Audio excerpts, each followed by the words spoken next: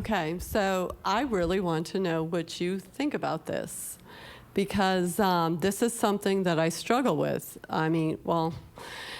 Okay, so I believe in this is like what Mike said and what Mary said, because I believe in generational curses. I believe that if we need to go and get, and deal with some things in our past, like you've talked about, I totally believe in that.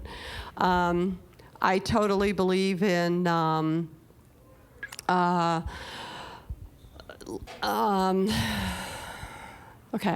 in generational curses. So the thing that I have a problem with, or not a problem, but oh Lord help me, is that I know the word says, my people perish for lack of knowledge. But do you think that sometimes we're in prayer gatherings and someone comes in for prayer and people go with, because they've learned from a book this, they've learned from a book this, they've learned, which I'm not knocking that, so I want everybody to know I'm not knocking that.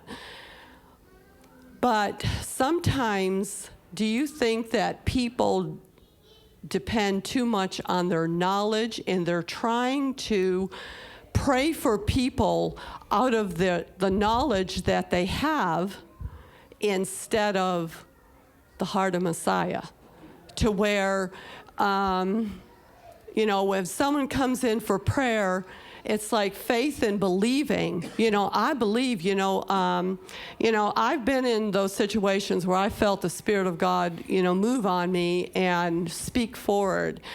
And it's not anything that I learned in a book or anything, but I knew it was from Him. And sometimes I wonder if we depend too much on what we know instead of what we just wait and wait for the Spirit of God to move through us. Sometimes we're quick. Like sometimes someone will come in for prayer and I'll just say, you know what, I'm just going to wait here and be silent because I'm going to wait for the Lord to speak. But sometimes, we don't do that. Sometimes we just start speaking out of what we know instead of waiting for the Spirit of God to move through us. So if I understand your question, and I think I do, I don't think it's wrong to learn, as you said, but I do believe that it's important that we allow the Spirit of God to quicken us in those things that we have learned even, but to quicken us, and in other words, us not rely on this, but what's going on here, okay? When Yeshua was walking the earth, would it be fair to say that most of the people he got into a tangle with knew what the Scriptures said? But they did not understand what he was doing, a lot of them, right?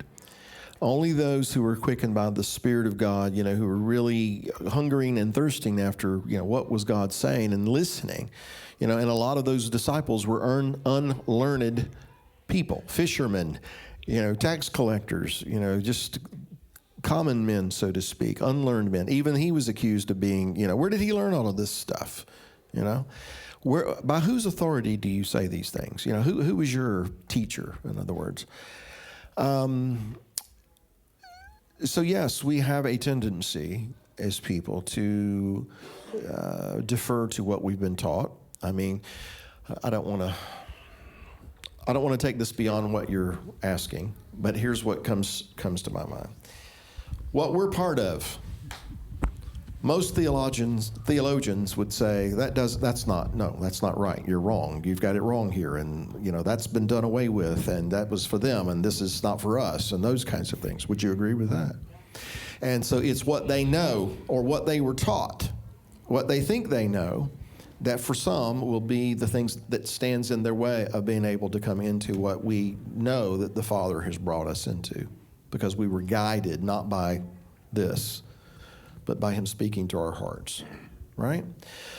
So then when it comes to praying and believing for these things, yeah, I think that we can be impaired by what we know. And I don't want it to sound like that we should just all be ignorant. No, that's not what I'm trying to say, and I don't think you are either. But God doesn't always work according to the way people understand things. Read what he had Ezekiel do.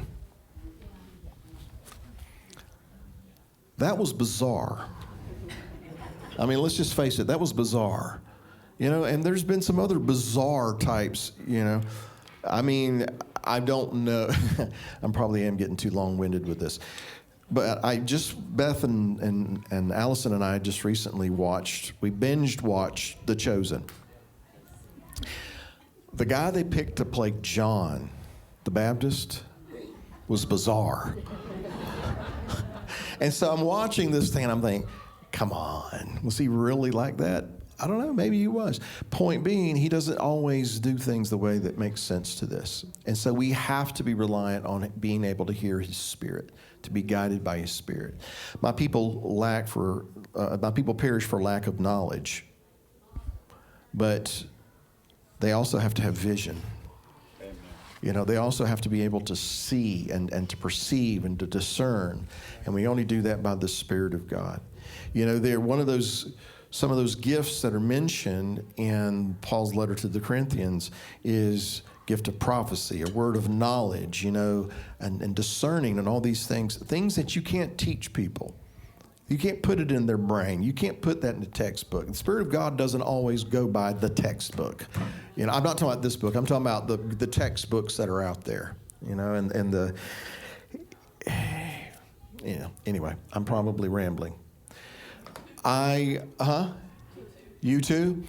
But I understand what you're saying. And so it's spirit and truth, right? These are the true worshipers. We have to be guided by the Spirit as we walk out the word of truth.